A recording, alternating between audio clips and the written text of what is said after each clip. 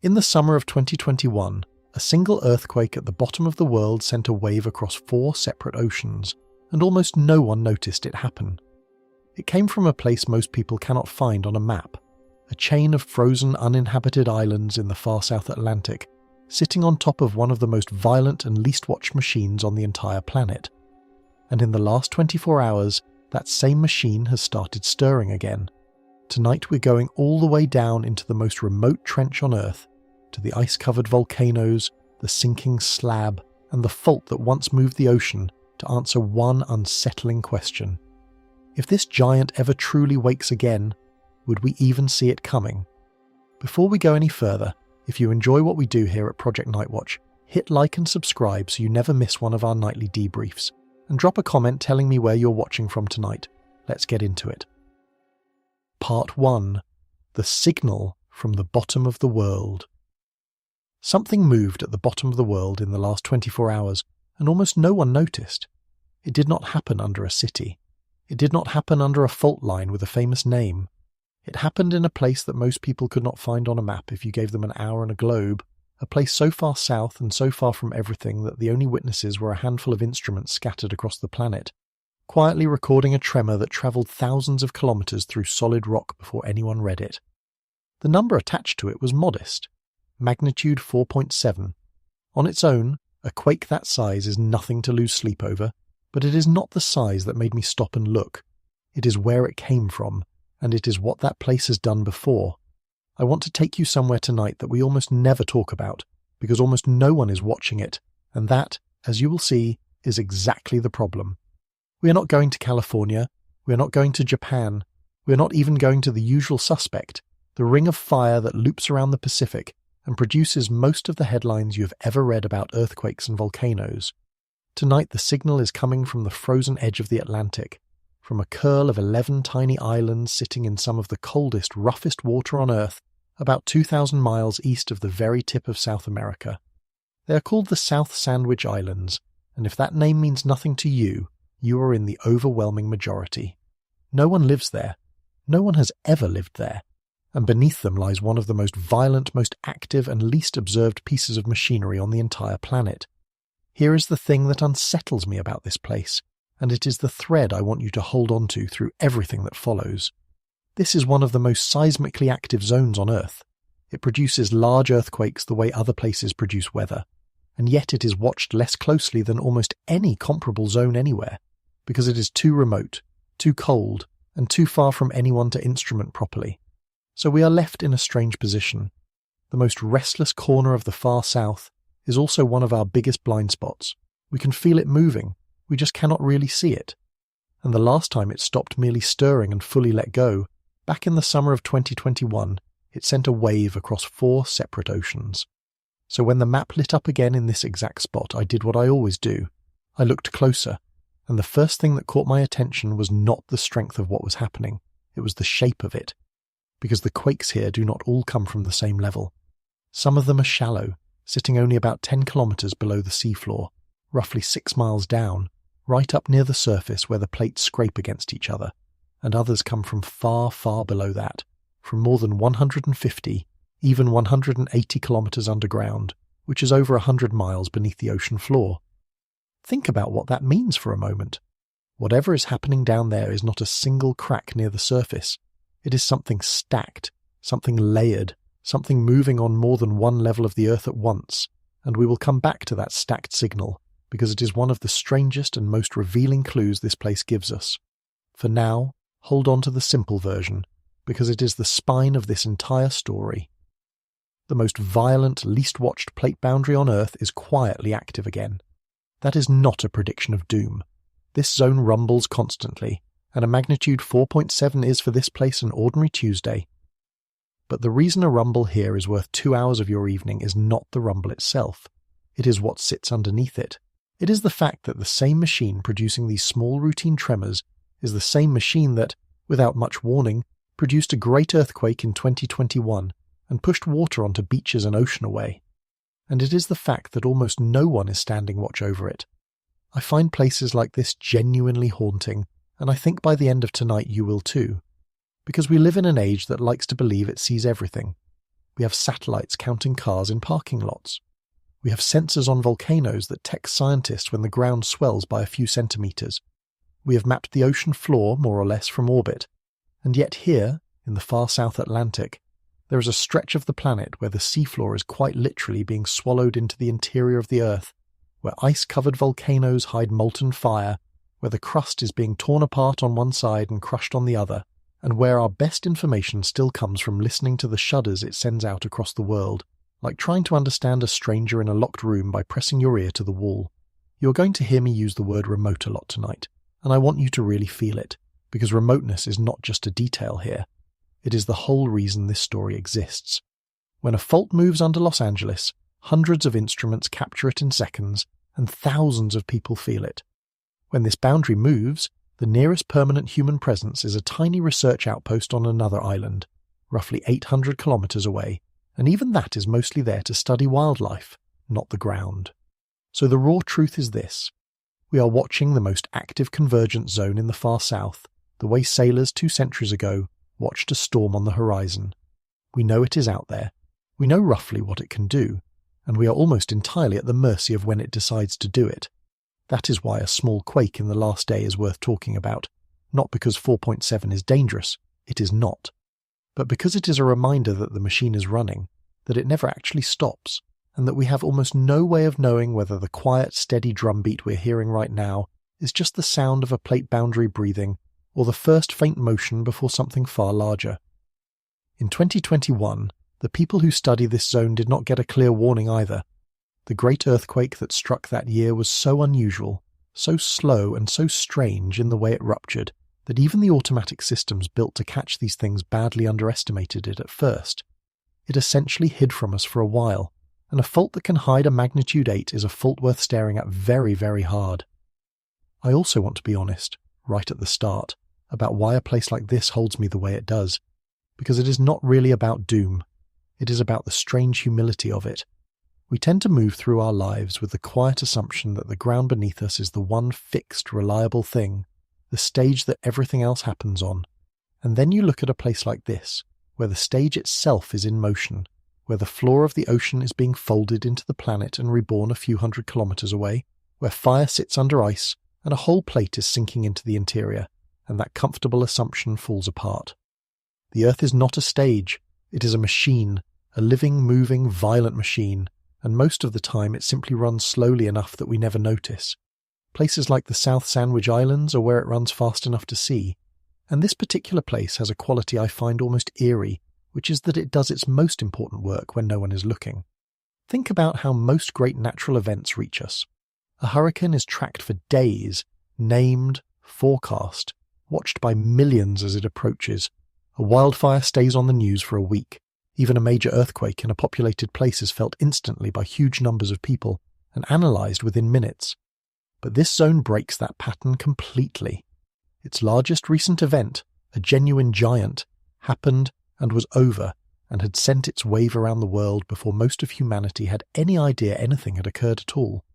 It is a place that operates outside our attention almost entirely, and that, more than any single number, is what makes it worth your evening tonight. Because whatever this machine decides to do next, it will very likely do it the same way, quietly, at the bottom of the world, whether we are watching or not. So keep that in mind as we go down, because it reframes the whole question. The point of understanding this zone is not to lie awake in fear of it. It is that we cannot make a sensible decision about a risk we refuse to look at. And right now, the bottom of the world is stirring, in the dark, in a way we can barely measure. And the only way any of this becomes less unsettling is to actually understand it. So that is exactly what we are going to do. So over the next stretch of this video, I want to take you all the way down into this place. I want to show you the trench where an entire plate is disappearing into the mantle.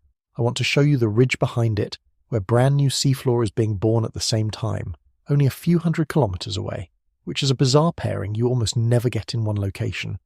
I want to show you the volcanoes, wearing caps of ice, one of which hides something so rare that only a few places on Earth possess it. And I want to show you what happened in 2021, in 3 terrifying minutes, and why the wave it produced quietly frightened the scientists who model these things, even though it barely wet anyone's feet. But we start here, with a single, simple, uncomfortable fact. The bottom of the world is stirring again, in a place we can barely see, run by the same machine that once moved 4 oceans at once. And the question I cannot shake, the question I want you to carry with you as we go down into the cold and the dark is this.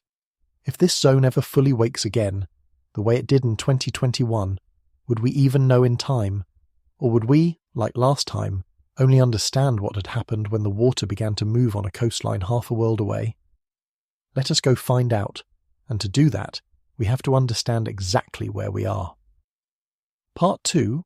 A trench at the edge of everything.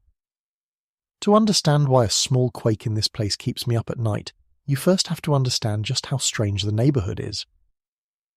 The South Sandwich Islands sit in a corner of the ocean that is caught, quite literally, between 2 continents and 3 of the wildest bodies of water on the planet. To the west lies the Scotia Sea, and beyond it, the Drake Passage, that legendary stretch of water between South America and Antarctica, where the entire Southern Ocean funnels through a gap, and the waves can build higher than almost anywhere else on Earth. To the northwest sits the island of South Georgia, cold and mountainous and home to that lonely little research post I mentioned. To the south lies the Weddell Sea and the ice of Antarctica itself, and to the east there is nothing but open Southern Ocean, running unbroken all the way around the globe. This is, in every sense, the edge of everything. Now, geography alone would make this place interesting.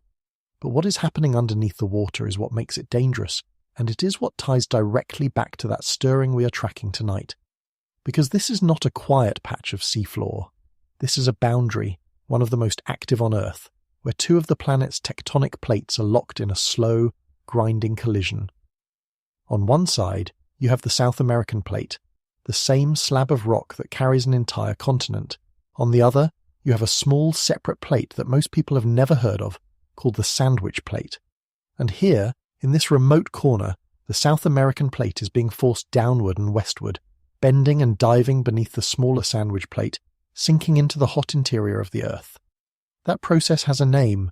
We call it subduction, and it is the single most powerful earthquake-making engine our planet has. I want you to picture that motion clearly, because it is the machine at the centre of this entire story. Imagine one enormous slab of the Earth's outer shell sliding beneath another, being pushed down at an angle into the mantle below, kilometre after kilometre, over millions of years.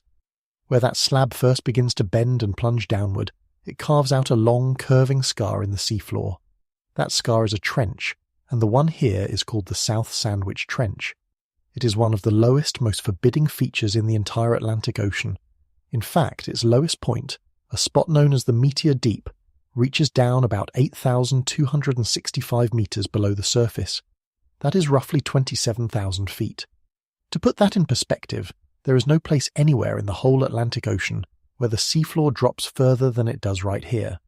The single lowest point in an entire ocean is hiding in this remote, frozen, barely watched corner, and most people have never even heard its name. But the trench is only half of what makes this zone so unusual, and here is where it gets genuinely rare. On the far side of these islands, behind the arc, away from the trench, the crust is doing the exact opposite of what it does at the trench.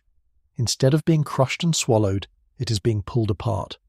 There is a spreading centre back there called the East Scotia Ridge, and along it the seafloor is slowly tearing open, and brand new ocean crust is welling up to fill the gap. So think about the machine we are dealing with. On one side, in the trench, old crust is being destroyed, driven down into the planet. On the other side, only a few hundred kilometres away, new crust is being created, born out of the opening seam.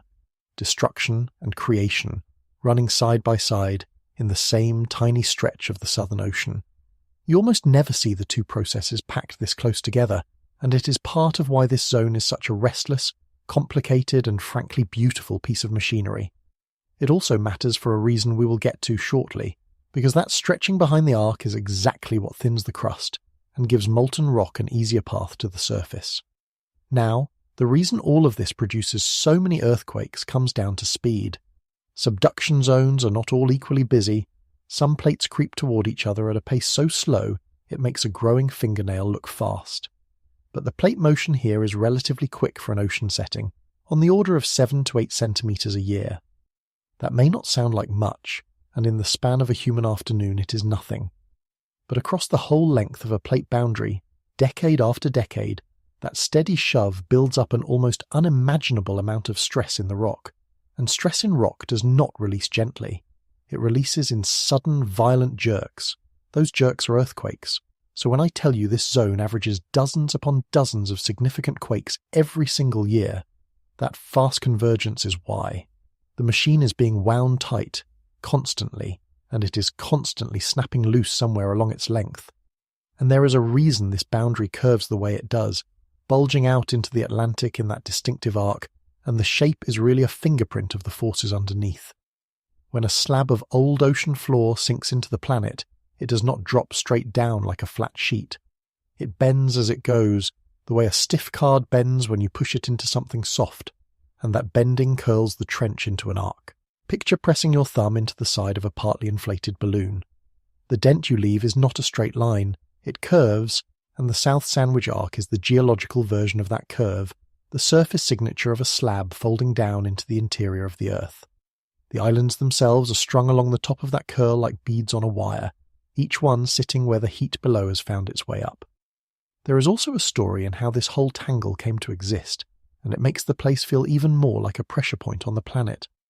This little sandwich plate and the Scotia Sea behind it sit trapped between two enormous plates, the South American plate and the Antarctic plate, which have been slowly drifting past one another for tens of millions of years. As those giants moved, they left a gap between the southern tip of South America and the Antarctic Peninsula, and into that gap, over immense stretches of time, this smaller system was drawn out and stretched, migrating slowly eastward, opening the Scotia Sea behind it, and building the subduction zone at its leading edge. In other words, this is a place that exists because it is caught between two continents that could never quite agree on where to go. It is a seam in the planet, a piece of crust squeezed and stretched and shoved out into the Atlantic, and seams like that are exactly where the Earth does its most restless work. The nature of the sinking plate matters too, and it is part of why this zone produces those very far down earthquakes we will keep returning to. The ocean floor being subducted here is old, and old ocean floor is cold, and cold rock is dense and heavy. A heavy, cold slab sinks readily and steeply into the interior, plunging at a sharp angle rather than sliding in shallowly. That steep, committed descent is what carries the slab down to those extreme levels, more than 100 miles beneath the surface, where it can still generate earthquakes as it bends and breaks. So the coldness of the plate, something you would never guess mattered, is quietly one of the reasons this zone has that stacked, top-to-bottom seismic signature that first caught my eye. And then there is the ocean sitting on top of all of it, which deserves a mention of its own, because it is a character in this story as much as the rock is. The waters around these islands lie in the belt that sailors have feared and respected for centuries, the latitudes they nickname the Furious 50s and the Screaming 60s, where the wind races around the entire planet without a single continent to slow it down. The seas here are among the largest and most punishing anywhere on Earth. The cold is relentless. Ice chokes the shorelines, and this is the surface you would have to work on day after day if you wanted to truly instrument and watch this boundary up close. When I say it is hard to keep eyes on this place, I do not mean it is merely inconvenient. I mean that the ocean itself fights every attempt, and it fights hard, which is exactly why the machine below has stayed so hidden for so long. And this brings me straight back to the thread that runs through everything tonight. The reason we are down here in the cold in the first place. All of this violence, all of this grinding and tearing and diving of the Earth's crust is happening in a place with almost no one watching. We have just described one of the most active and geologically complex boundaries on the planet, a place with the lowest point in the Atlantic, a place where crust is both dying and being born, a place being wound tight by two colliding plates. And the closest thing to a permanent observer is a small station 800 kilometers away that was mostly built to count seals and penguins. That is the tension at the center of this story. The activity here is enormous. Our attention to it is almost non-existent. I think about what it would take to actually stand out there, and it explains a lot. The Southern Ocean around these islands is one of the most hostile stretches of water sailors ever face. The cold is brutal. The seas are enormous. Storms wheel around the bottom of the planet with nothing to slow them down. The islands themselves are wrapped in ice and lashed by wind, with volcanic slopes dropping straight into freezing water. You cannot casually build a monitoring network in a place like that. You cannot easily land, easily maintain equipment, easily keep instruments alive through the winters. So the science that does exist has been earned the hard way, through rare expeditions, through satellites peering down from orbit, and above all through listening from a distance to the tremors this boundary sends out through the body of the planet. We are, in a real sense, studying this monster by its footsteps, because we cannot get close enough to look it in the eye. So here is where we stand as we go further down. We have a trench swallowing an entire plate. We have a ridge tearing open new seafloor right behind it. We have the lowest point in the Atlantic and a set of ice-covered volcanoes we have barely visited. We have two plates grinding together fast enough to load the whole system with stress year after year, and we have a level of human observation that borders on nothing. That is the setting. That is the doorway where the seafloor disappears into the planet. And the quake we are tracking tonight came from exactly this machine, from somewhere along this exact boundary. But a single number on a map, a magnitude 4.7, does not tell you what is really happening down there. To understand that, you have to stop thinking about earthquakes as flat dots on a map and start thinking about them the way this zone forces you to, in 3 dimensions, from the surface all the way down into the sinking slab. Because when you look at the depth of these quakes, the story stops being ordinary very fast. Part 3. The machine with many flaws. Most people, when they picture an earthquake, imagine a crack running along the ground, a flat line on the surface where the earth splits. And for a lot of famous faults, that picture is not far off. But it is completely wrong for a place like this, and the moment you understand why, this whole zone transforms from a dot on a map into something 3-dimensional, something with floors and levels, something alive from top to bottom. Because here, the earthquakes are not all happening at the same level. They are stacked, one above another, running from just below the seafloor all the way down into the sinking slab more than 100 miles beneath the waves. And that stack is the single most revealing clue this place gives us about what it really is. Let me walk you up and down that stack, because it is the core of what makes this zone so strange, and it ties directly to the machine we described a moment ago. Start near the top. Some of the quakes here happen at shallow levels, only about 10 kilometers below the seafloor, which is roughly 6 miles down. Those are the quakes you would expect. They happen right up near the surface, where the two plates are grinding against each other, where the diving South American plate scrapes past the edge of the sandwich plate. That contact, that grinding interface, is where a lot of the world's most destructive earthquakes are born, and it is where the truly enormous ruptures tend to come from. So a shallow quake here is the machine complaining right at its main working surface, the place where plate meets plate. But then there are the others, and this is where it gets genuinely eerie. Some of the quakes in this zone come from far, far below that shallow contact. They come from more than 150 kilometers down, sometimes beyond 180 kilometers, which is over 100 miles beneath the ocean floor. Now stop and think about what could possibly be breaking down there. At that level, you are not near the surface contact anymore. You're inside the sinking slab itself, inside that slab of former seafloor that has already been driven down into the hot interior of the planet. As that slab bends and descends, it gets squeezed, it heats up, and the minerals inside it begin to change and release water that was locked in the rock. The slab groans under all of that. It cracks under the pressure, and every one of those cracks more than 100 miles down sends a shudder up through the earth that our instruments catch thousands of kilometers away. Those are the far down quakes, and they are the machine complaining not at its surface but in its guts. And I want to give you a way to picture what is actually breaking down there, because it is genuinely strange when you follow it through. We are used to the idea that earthquakes happen because rock is brittle, because it snaps like a dry stick when you bend it too far. But that only works near the surface, where the rock is cool. Go far enough down, and the rock gets so hot and so squeezed that it should stop behaving like a brittle stick and start behaving more like putty, slowly bending instead of snapping.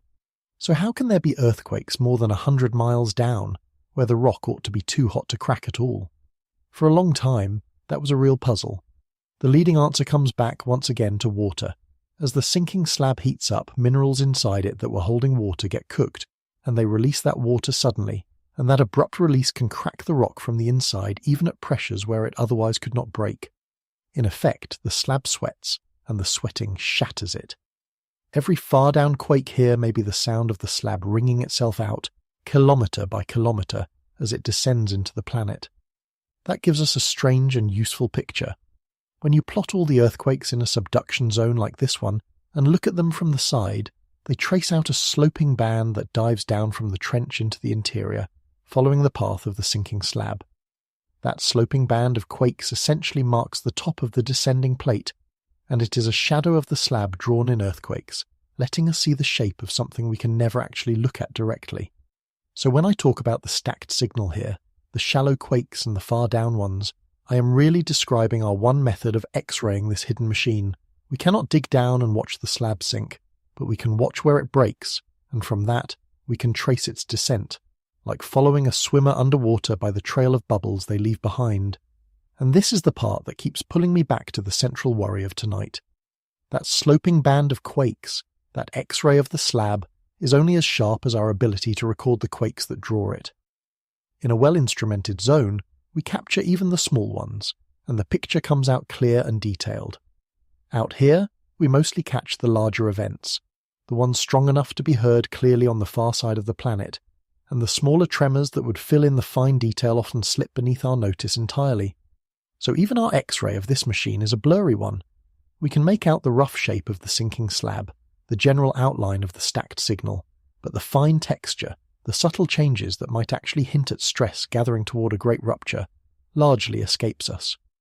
We're reading an intricate machine with a blunt instrument, and that mismatch is the quiet danger threaded through this entire story. So put those two together. You have shallow quakes near the top, right at the plate contact, and you have far down quakes inside the descending slab, more than 100 miles below. When a map of this region lights up with both at once, you're not looking at a single crack. You're effectively watching multiple floors of the same underground machine working at the same time. The top floor is grinding. The basement 100 miles down is cracking under pressure, and the whole structure is connected because it is all one system, one slab being pulled down into the planet. That is the stacked signal, and it is the thing that made me look twice at this zone in the first place, because it tells you the activity is not superficial. It runs from the seafloor down into the mantle itself. And here is where I have to be honest with you, because intellectual honesty is the only thing that separates a real look at the Earth from cheap fear. This stacked pattern, quakes at many levels, is not by itself a sign that something catastrophic is coming. This is simply what a busy subduction zone looks like when you view it in 3 dimensions. It is normal for this machine. In fact, everything about the current activity is, statistically, ordinary for this place, and I mean that literally. This zone is one of the most seismically active regions on the entire planet. On average, it produces something on the order of 57 earthquakes of magnitude 5 or greater every single year. Of magnitude 4 or greater, it produces around 385 per year. Let that sink in. Multiple magnitude 5 quakes in a typical month. Hundreds of solid, respectable earthquakes a year, in a place with no cities, no cameras, and almost no one keeping watch. So when I tell you the zone is stirring right now, I need you to hear both halves of that sentence. Yes, it is active. In the last 24 hours, it produced a magnitude 4.7. Across this year so far, it has generated dozens of quakes in the 4 to 6 range, and its strongest of the year, a magnitude 6.0, struck back on January 29th of 2026. But all of that, as alarming as the raw list sounds, is background noise for this particular monster. It is the sound of the machine idling. It is the plate boundary breathing in and out, the way it always has, the way it did last year and the year before, and for as long as we have been listening. If you took this exact level of activity and dropped it under a major city, it would be terrifying. Out here, it is a normal week. But, and this is the whole reason we are down here in the cold together, ordinary is not the same thing as safe.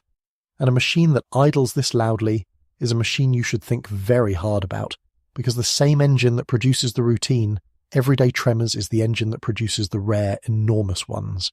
They are not separate systems. They are the same system, operating at different intensities. The shallow contact that gives you a magnitude 4 today is the same contact that can, once in a great while, rupture along a huge stretch of its length and give you something 1,000 times more powerful. And that is not hypothetical for this zone. It is not a what-if. Because that is exactly what happened here. Within living memory, in the summer of 2021, and it happened in a way that should genuinely unsettle you. I keep coming back to the same uncomfortable idea, and I want you to sit in it with me for a second before we go any further. We are looking at a machine with many floors, running from the seafloor down into the mantle in one of the most active zones on Earth, and we are watching it through a keyhole. Our instruments can tell us that a quake happened, roughly how big it was, and roughly how far down. But that is a thin slice of understanding for a system this large and this complex. We cannot see the stress building along the contact. We cannot easily map which segments are locked and loading and which are quietly slipping. We are reading the footsteps and guessing at the size of the thing making them. And in 2021, our guess, at least at first, was badly, dangerously wrong. So let me set the honest scorecard before we go into that story. The current activity is ordinary for this place. The stacked depth pattern is normal, not a red flag on its own. There is no official alert, no confirmed unusual swarm, nothing that says a catastrophe is scheduled. I am not here to sell you a countdown, and if anyone tries to tell you this zone is about to unleash the apocalypse tomorrow, they are getting ahead of the data. But, and here is the but that matters, this is a machine that has proven it can produce a great earthquake with almost no readable warning in a place where we can barely watch, and that great earthquake sent a wave across 4 oceans. So the ordinary activity is worth our attention not because it is dangerous in itself, but because of what it is attached to. It is the idling engine of something that has, in recent memory, fully roared to life. And to really understand the stakes of that idling, we have to go back to 3 minutes in August of 2021 and watch this exact machine do the thing it is quietly capable of doing again. Part 4. 3 minutes in August. On the 12th of August, 2021, this remote half-watched machine stopped idling and fully engaged, and the way it did it is one of the most unsettling earthquake stories of the last decade. It did not announce itself. There was no obvious build-up that anyone recognized in time as the prelude to something enormous, and when it finally moved, it moved in a way that briefly fooled the very systems we have built to catch exactly this kind of event. To understand why the quiet stirring we are tracking tonight matters, you have to understand what this same boundary did on that day, because it is the clearest possible demonstration of what this machine is capable of when it goes from a whisper to a scream. It began with a magnitude 7.5. Now, a 7.5 is already a major earthquake by any standard. On almost any other day, in almost any other place, that alone would be the headline. But here, it was only the opening move. Because roughly 3 minutes later, this boundary let go again, and this time it produced a magnitude 8.1. That is a great earthquake. The kind of event that sits near the very top of the scale, the kind that only happens a handful of times per year across the entire planet. And the jump from that first shock to the second one, in about 3 minutes, is itself a chilling detail, because it means the fault did not release its energy in one clean break.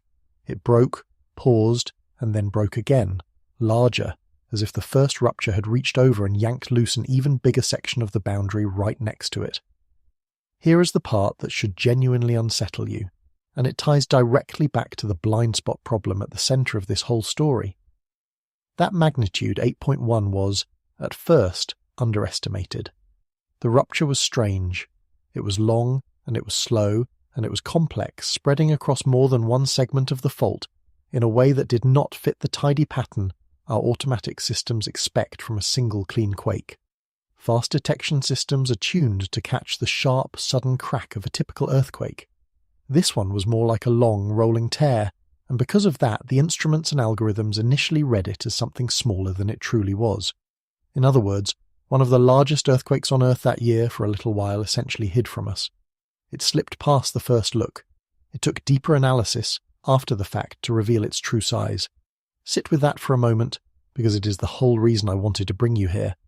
We're talking about a machine that can produce a magnitude 8, one of the most powerful events our planet generates, and can do it in a form so unusual that our detection systems undercount it in real time. And it can do this in a location where, as we have established, we have almost no local instruments and almost no one watching directly. Combine those two facts and you get something quietly terrifying. This is a zone that can deliver a great earthquake and, at least for a window of time, tell us it was something less. The machine does not just hide from us because it is remote. In 2021, it hid from us in the very shape of its rupture. And this connects straight to that stacked multi-level pattern we looked at earlier, the shallow contact and the sinking slab. A subduction boundary this complex, with segments that can break one after another, is exactly the kind of system that can produce a long, staggered, multi-part rupture like the one in 2021. The same architecture that gives us the ordinary stacked signal on a quiet day, quakes at many levels, is the architecture that, on its worst day, lets one section of the fault trigger the next, and the next, chaining together into something far larger than any single break. So when we watch this zone stirring now, at its ordinary background level, we are watching the same machine, with the same segmented, complicated structure that assembled a magnitude 8 out of pieces in the summer of 2021.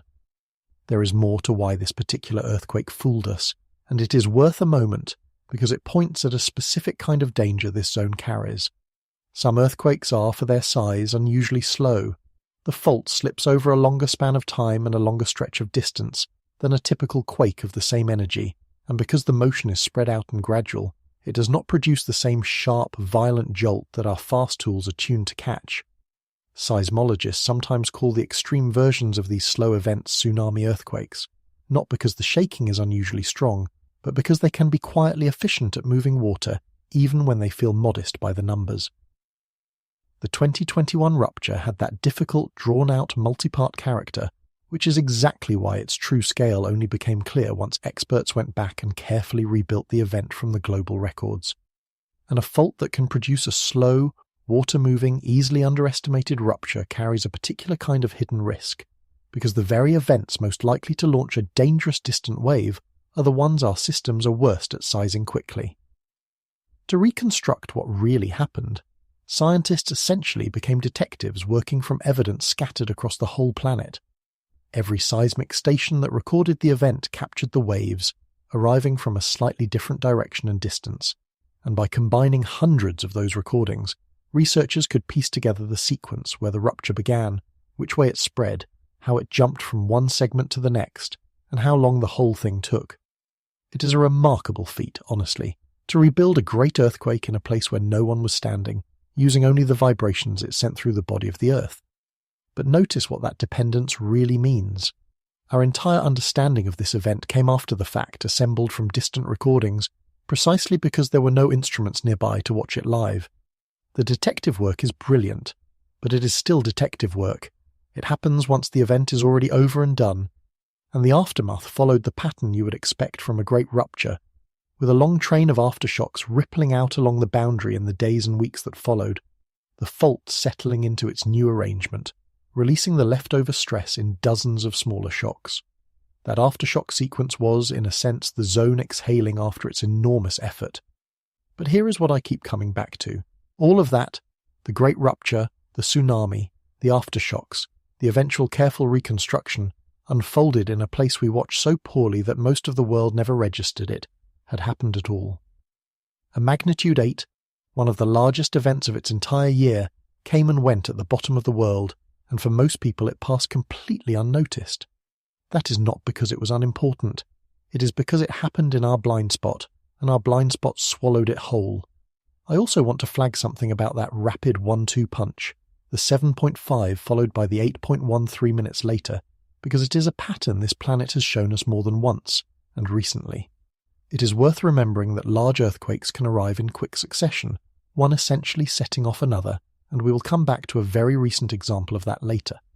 But hold the shape of it in your mind for now. 2 great shocks, minutes apart from a single boundary. That is not a Hollywood exaggeration. That is the literal record of what this remote trench did the last time it fully woke up. Now, I need to keep us honest here, the same way I have all along. The fact that this zone produced a magnitude 8 in 2021 does not mean it's about to produce another one tomorrow, or next month, or next year. Great earthquakes are, thankfully, rare, even on the most active boundaries. A zone can release a giant rupture and then settle back into its ordinary background rhythm for a very long time afterward. So the 2021 event is not a promise of an imminent repeat. What it is proof of capability. It is the machine showing us, unambiguously, the upper range of what it can do, and it is a reminder that the difference between the routine magnitude 4 we recorded this week and the historic magnitude 8 of 2021 is not a difference of machines. It is a difference of moods in the same machine. So this is the thread I want you to carry forward, because it is the reason any of this matters. The most violent, least watched plate boundary on Earth is stirring again right now, and the last time it stopped merely stirring, it produced a great earthquake so unusual that we underestimated it as it happened. That is the shadow hanging over every one of these small, ordinary tremors. Not because the small ones are dangerous, but because of what they are attached to, and because of how poorly we would see the big one coming. But a magnitude 8, on its own, in the empty far south, harms almost no one directly. There are no cities to flatten out there. So you might reasonably ask why the world's tsunami scientists paid such close attention to what happened next. And the answer to that question is the part of this story that truly reaches beyond the ice and the cold, all the way to coastlines you might actually recognise. Because when that fault broke in 2021, it did not just shake the seafloor, it moved the ocean. Part 5. The wave that crossed 4 oceans. When that fault ruptured in 2021, it shoved the seafloor, and when you shove the seafloor, you shove the entire column of water sitting on top of it. That push became a wave, not a towering wall of water like the ones that live in our nightmares, but something lower, broader, and in its own way more remarkable. Because this wave did not just travel a few hundred kilometres and fade. It spread out from that remote trench and marched across the planet, and it was recorded on coastal instruments more than 10,000 kilometres away, in oceans that were not even the ocean it started in. That is the detail that turned a remote earthquake into a genuine scientific event, and it is the detail that should make you look at this quiet, stirring machine very differently. Let me trace where that water went, because the map of it is honestly hard to believe. The tsunami started in the far South Atlantic, right at the South Sandwich Trench. From there it moved north and outward. It reached the island of South Georgia, roughly 800 kilometres away, where a tide gauge at a place called King Edward Point recorded it arriving about an hour and a half after the quake, with a maximum run-up on the order of 75 centimetres. That is about 2.5 feet of water rise in a remote sub-Antarctic harbour from a fault most of the world has never heard of. But it did not stop there. The wave kept going. It was detected across the Atlantic. It slipped into the Indian Ocean. It rounded into the Pacific. Instruments picked it up as far away as the Canary Islands off the coast of Africa, as far as Hawaii in the middle of the Pacific, and up along the west coast of North America, all the way to Alaska and the Aleutian Islands. One earthquake, in one of the emptiest corners of the planet, put its signature on 4 different oceans. How does a relatively low wave travel that far and still be readable on the other side of the world? This is where it gets fascinating, and where the science that came out of this event genuinely changed how experts think about far-off tsunamis. It turns out the wave was, in part, guided. The mid-ocean ridges, those long underwater mountain chains that run along the seafloor, can act like rails or waveguides, channeling tsunami energy along their length and helping it travel enormous distances without dying out the way you would expect. So the wave from 2021 did not just spread out evenly and weaken. Parts of it were funneled along these underwater features, carried across ocean basins, still coherent enough to register on tide gauges an ocean or 2 away. A study published in 2024 in a major geophysical journal looked hard at this event and described it, in effect, as an underestimated and widespread tsunami hazard. A warning that remote southern earthquakes can reach far more of the world's coastlines than we had assumed. To really grasp why a wave like that can travel so far, it helps to understand that a tsunami is nothing like the waves you watch at a beach. A normal ocean wave is just the surface rippling, driven by wind, with only the top layer of water actually moving. A tsunami is the entire column of water, from the surface all the way down to the seafloor, set in motion at once. That is why it carries so much energy, and why it behaves so strangely. Out in the open ocean, a tsunami can be almost impossible to notice. Its height might be a fraction of a metre, spread across a wavelength so long that a ship riding over it would feel nothing at all.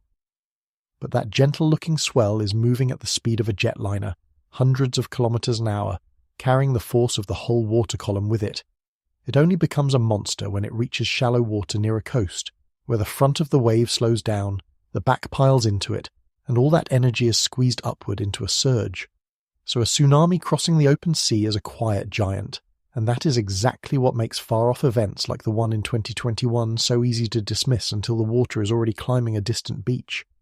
This is also why the guiding effect of those underwater ridges matters so much, and why it genuinely changed how experts think about these events. Normally you would expect a wave spreading out from a single point to weaken steadily as it fans across a widening circle of ocean, its energy thinning until it fades. But when part of that energy gets trapped and funneled along an underwater ridge, it does not thin out the same way. It stays concentrated, riding the ridge like water channeled down a trough, and it can arrive on a far shore stronger than the simple fan-out picture would predict. That means a remote earthquake, in a place we barely watch, can deliver more energy to a distant coastline than anyone would have guessed, arriving along a path our older models did not fully account for.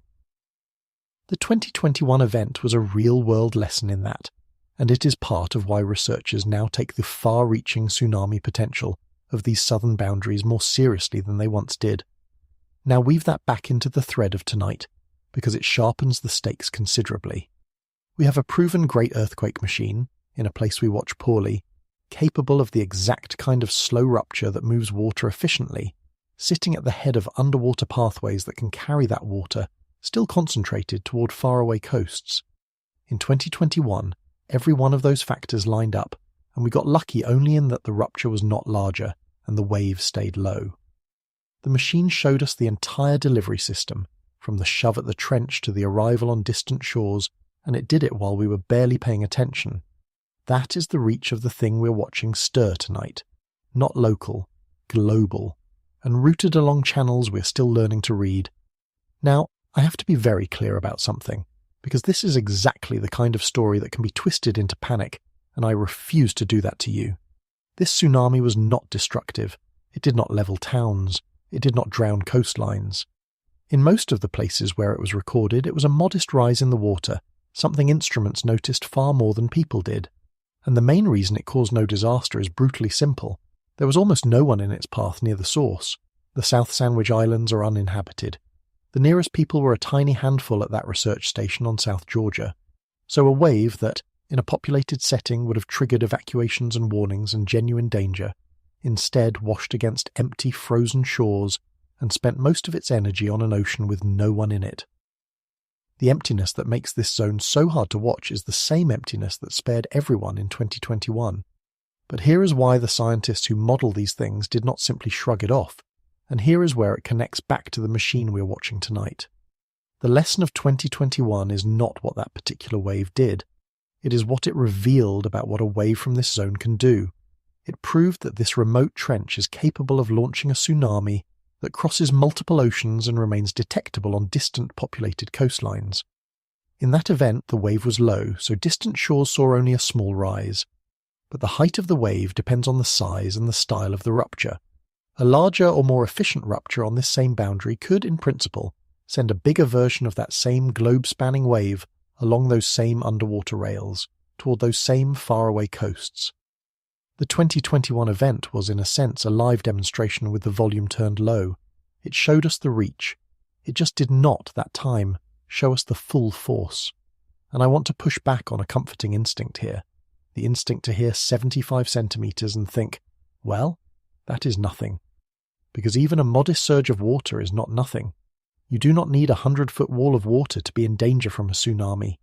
A fast rise of even half a metre to a metre, moving with the strange, relentless energy that tsunami water carries, is enough to sweep a person off their feet, pull them off a beach, and drag them out to sea. Tsunami water does not behave like a normal wave that rolls in and politely rolls back. It surges, and it keeps coming, and it pulls with a force that catches people who thought they were standing in harmless shallows. So the takeaway is not that small tsunamis are harmless. The takeaway is that this remote machine can put water in motion on coastlines an ocean away, and that the only thing separating a scientific curiosity from a genuine threat is the size of the rupture and the luck of who happens to be standing on the far shore. So bring it all the way back to where we started tonight, to that magnitude 4.7 in the last 24 hours, to the quiet stirring of this half-watched boundary. This is why it matters. Not because a small quake is dangerous, not because a catastrophe is scheduled, but because the machine sending out those small ordinary tremors right now is the exact same machine that, in 2021, shoved the ocean hard enough to be felt in 4 of them. The reach of this remote monster is global, even when its epicenter is in the middle of nowhere, And that is a deeply strange thing to hold in your head, that a place almost no human ever sees can touch the entire planet. But the earthquakes and the tsunami are only half of what this zone is hiding, because the same machine that shakes the seafloor and moves the oceans is also, above the waterline, building something. Fire under ice. Part 6. Volcanoes. Wearing ice. Here is something that surprises almost everyone when they first learn it. The South Sandwich Islands are not really islands in the way you probably picture islands.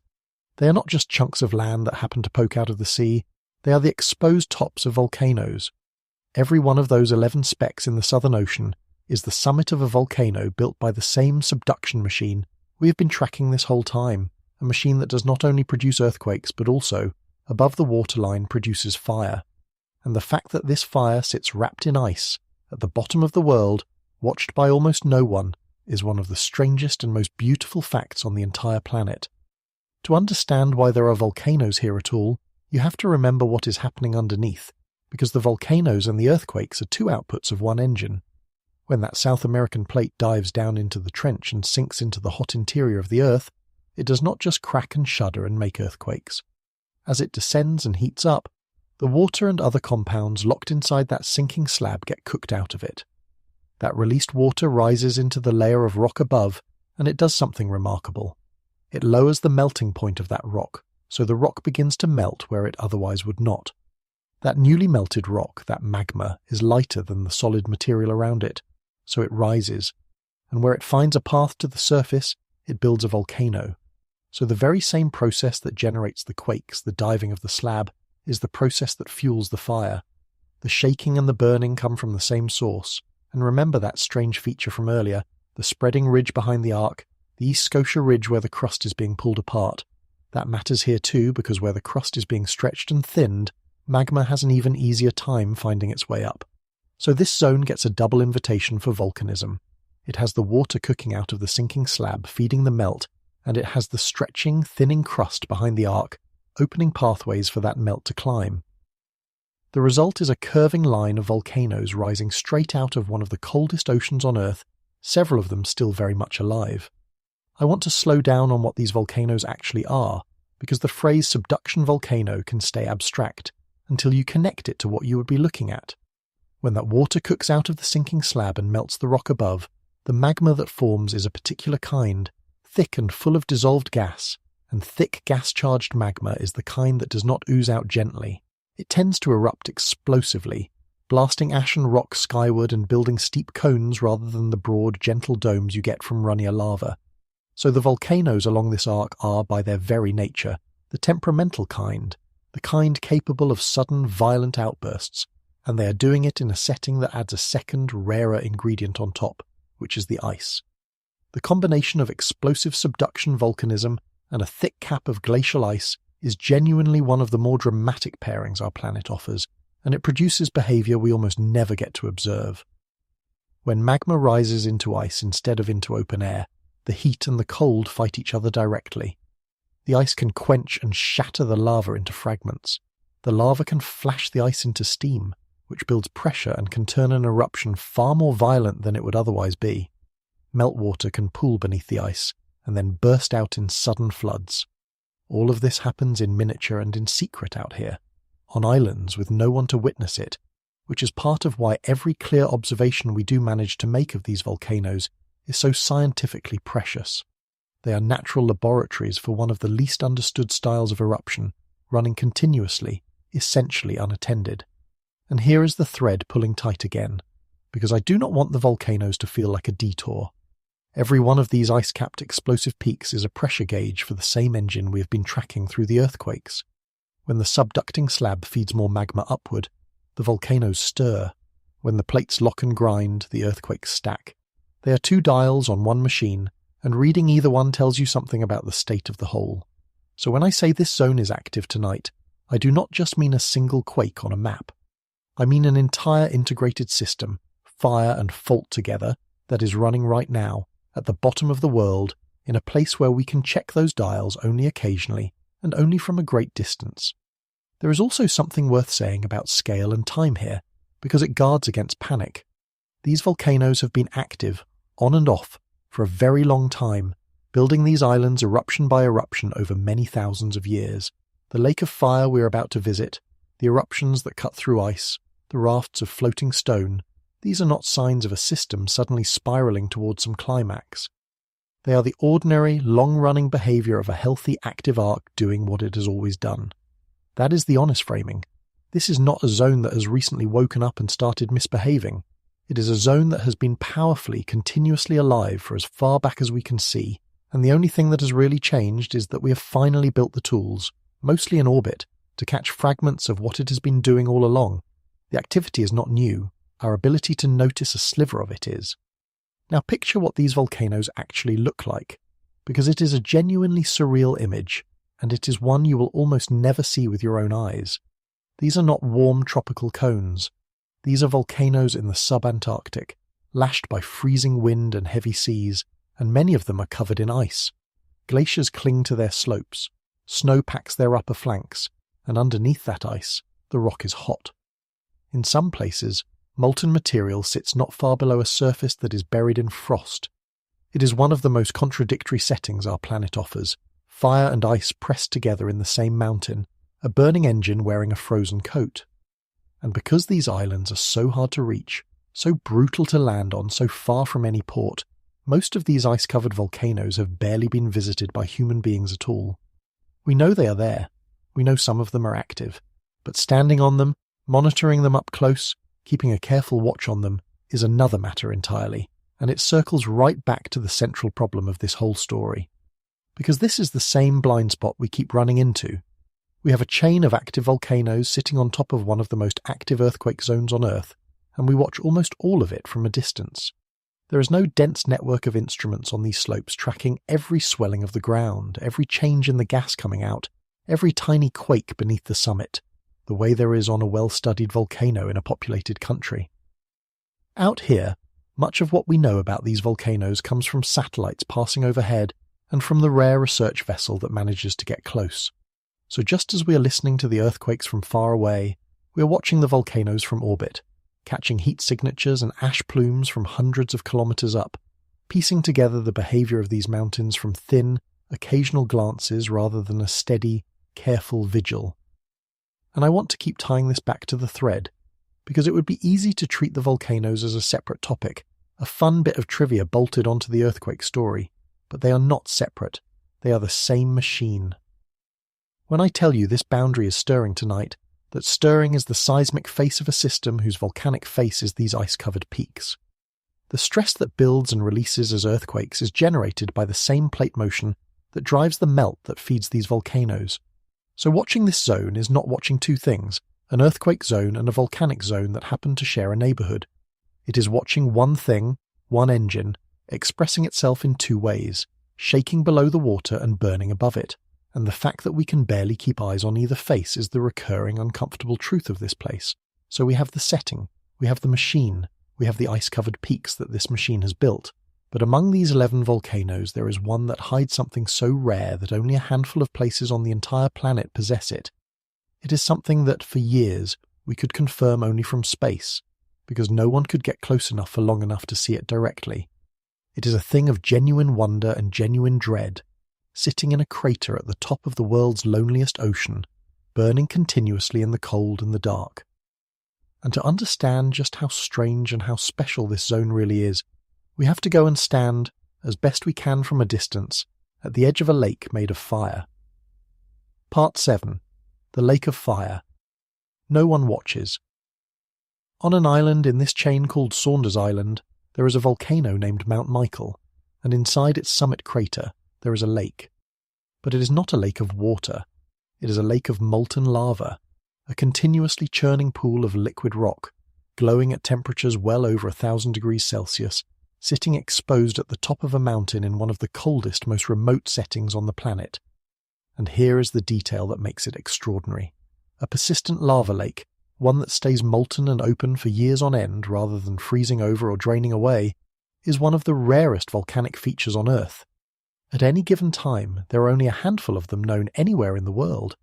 You can almost count them on your fingers, and one of those precious few is here, burning quietly in the sub-Antarctic, watched by essentially no one. Think about how strange that is. A lava lake is not a normal state for a volcano. Most volcanoes, most of the time, keep their molten rock hidden below the surface, sealed up, out of sight.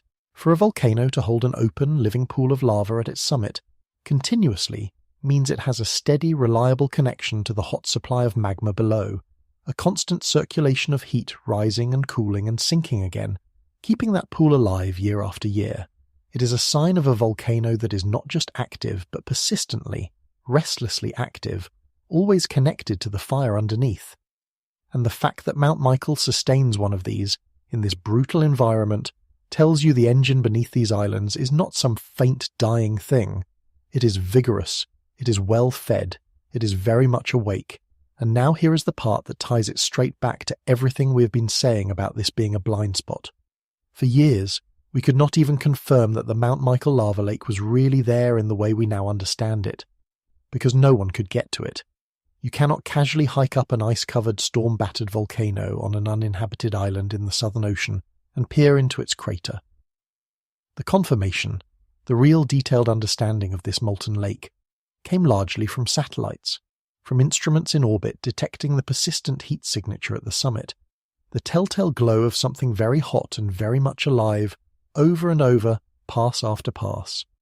We essentially discovered the full nature of one of the rarest volcanic features on Earth by staring down at it from space, because standing next to it was, and still is, almost impossible. There is a molten eye open at the top of that mountain, and our clearest view of it comes from hundreds of kilometers overhead.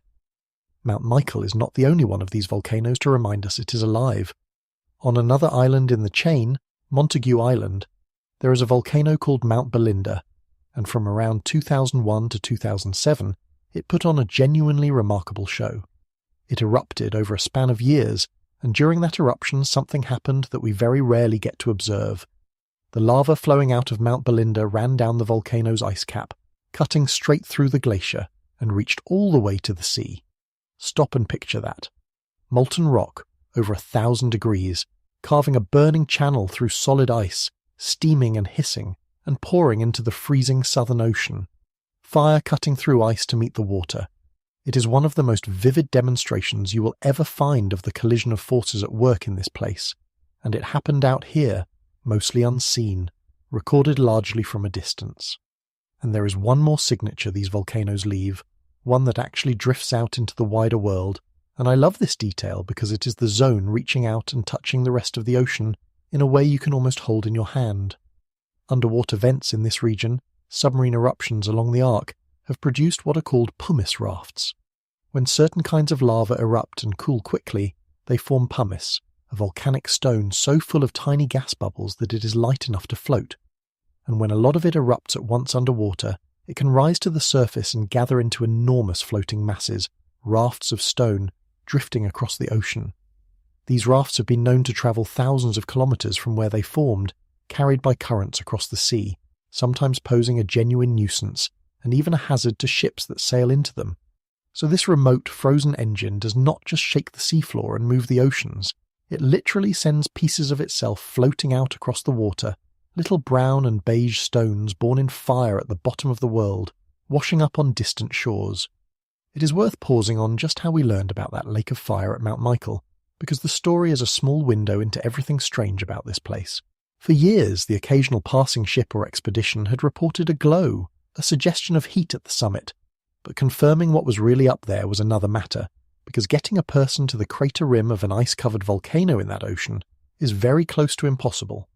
The confirmation came from satellites carrying instruments that measure heat, watching the summit over and over across many passes and finding the same intense, steady thermal signal again and again, exactly what a pool of exposed molten rock would produce and almost nothing else would.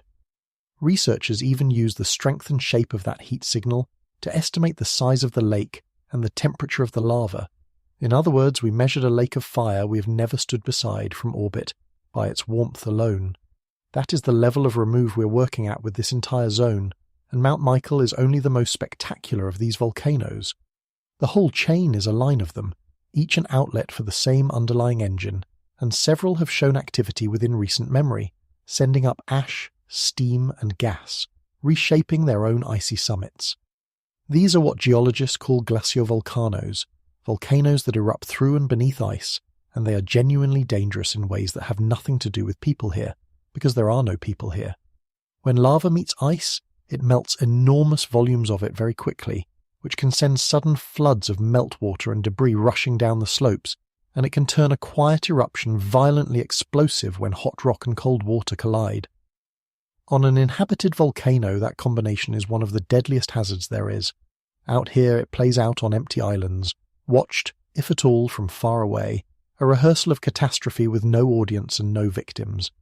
But I do not want the wonder of it to get lost in the hazard, because honestly the wonder is half the point.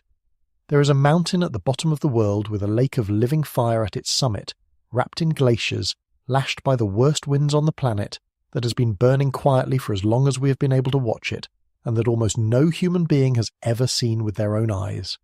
It is one of the rarest things our planet does, hidden in one of the least visited places our planet has, and it is fed by the same machine, the same sinking slab, the same relentless engine that is stirring beneath the trench tonight. The fire and the shaking are one story, and that story is unfolding in all its strangeness and all its power, almost entirely unwatched. I find this whole picture genuinely moving, in a slightly unsettling way, and it sharpens the point at the centre of everything tonight. Because look at what this machine is doing all at once. Below the water, it is grinding two plates together and stacking earthquakes from the seafloor down into the sinking slab. At the surface, it is holding open a lake of fire that only a few places on Earth can match. It is cutting lava through glaciers into the sea. It is casting rafts of floating stone across the ocean. This is not a quiet, sleepy corner of the planet. This is one of the most alive stretches of the entire Earth, doing extraordinary and violent things continuously. And we are watching almost all of it from orbit and from thousands of kilometers away, because getting close is nearly impossible. So when I tell you this boundary is stirring seismically right now, understand that the stirring is just the part we happen to notice on the map this week. It is the seismic face of a system whose volcanic face is a lake of fire under ice. The same machine, the same engine, the same restless connection to the hot interior of the planet expresses itself as earthquakes below the waterline and as fire above it. They rise and fall together because they are one thing, and that is exactly why this place unnerves me. It is enormously, continuously active on every level, from a molten lake at its summit to quakes more than 100 miles beneath its trench, and yet it remains one of our largest blind spots. Which brings us to the uncomfortable question we have been circling all night. If this machine is this alive and this capable, why on earth are we watching it so poorly, and what does that blindness actually cost us? Part 8. The Blind Spot. We have said the word remote so many times tonight that it might be starting to lose its weight, so let me make it concrete, because this is the beating centre of why this place unsettles me. When a fault slips beneath Japan, it slips into one of the most heavily instrumented pieces of ground on the planet. There are hundreds upon hundreds of seismometers, ocean bottom sensors, and monitoring stations wired into that ground, feeding data in real time to systems that can, in the best cases, sound an alarm and give people precious seconds of warning before the shaking arrives. The same is true along much of the west coast of the United States. These are zones we watch obsessively, with layers of technology, because millions of lives depend on it. Now compare that to the machine we are standing over tonight. Out here, at the South Sandwich Trench, there is nothing like that. There is no dense local network on the seafloor. There are no early warning sensors wired into these islands. The nearest permanent human presence, that small research station, sits roughly 800 kilometers away, and it was never built to stand watch over this fault. So how do we know anything at all about what happens here? We know because earthquakes broadcast themselves. When this boundary ruptures, it sends seismic waves out through the entire body of the planet, and those waves are picked up by the global network of seismometers scattered across every continent.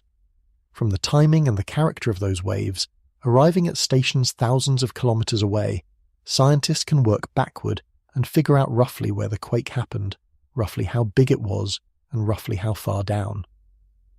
We also have satellites, passing overhead, catching the heat of the volcanoes and the plumes of ash, and occasionally the surface scars of a large event, and every so often a research expedition braves the Southern Ocean to get a closer look. But add all of that up, and what you have is detection, not vigilance. We can register that something happened after it happens.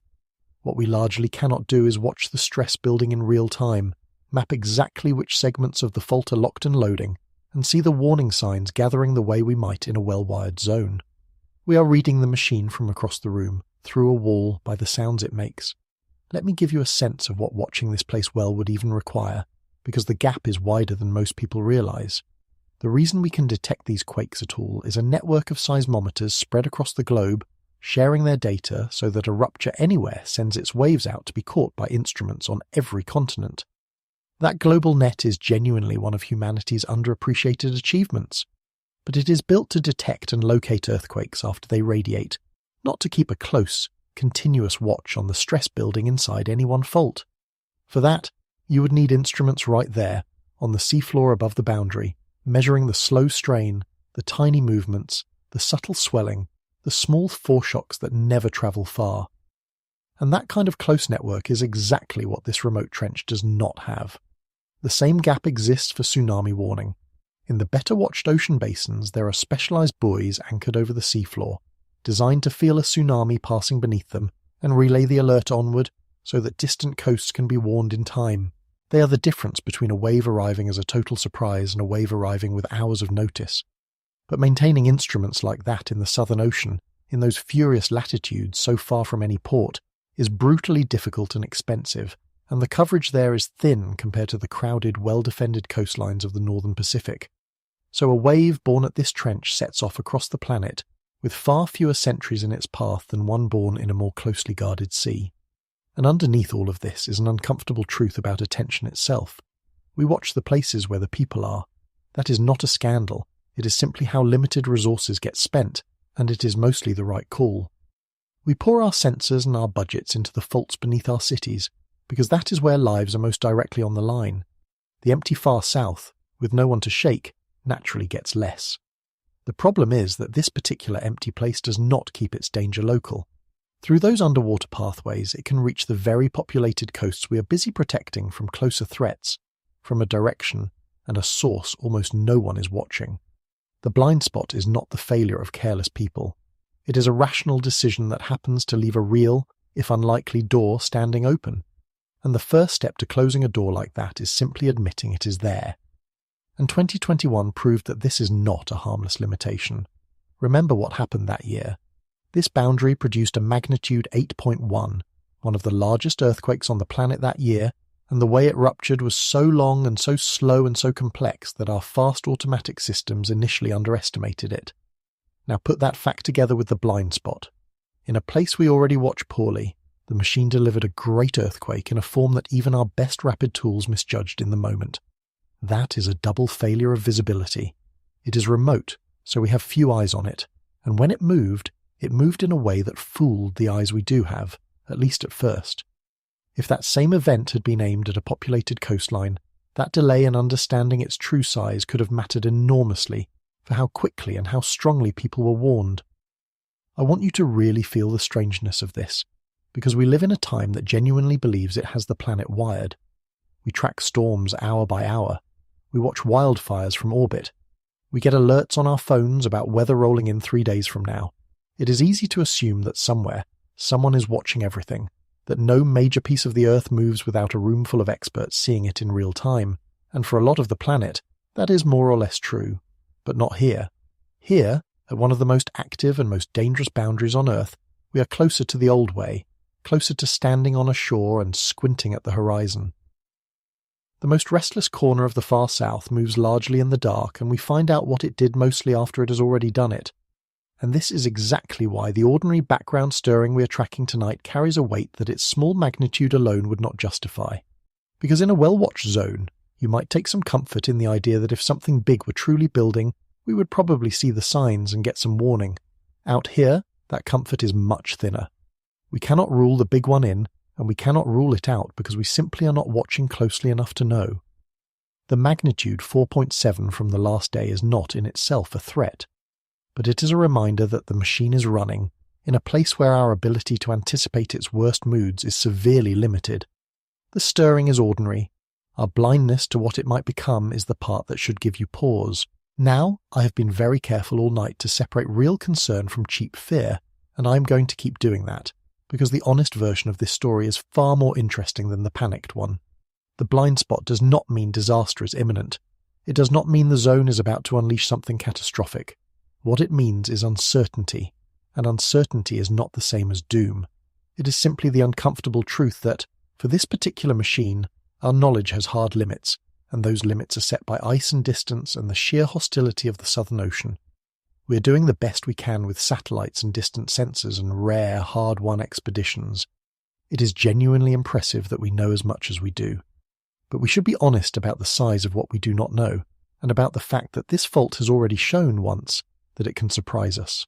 And surprise is exactly the right word to sit on as we go forward, because this planet has been reminding us lately, in more accessible places than the far South Atlantic, just how suddenly and how strangely the Earth can move. In fact, only recently we watched a boundary on the other side of this same hemisphere do something that rhymes uncomfortably with what this remote trench did in 2021. It did not just produce one large earthquake, it produced two, back-to-back, almost on top of each other. And that pattern, two great shocks arriving nearly together, is one of the most unnerving things the Earth does, because it takes everything we just said about being caught off guard and makes it twice as hard to see coming. Part 9. When the Earth Fires. Twice. If you were with us recently when we looked at the earthquakes near Venezuela, you already know where I'm going with this, because that event is a fresh, vivid reminder of something this remote southern trench showed us in 2021. Near the coast of Venezuela this past June, a boundary let go not once but twice in almost immediate succession. There was a powerful shock on the order of a magnitude 7.2, and then, within moments, less than a minute later, a second and even stronger one, around a magnitude 7.5.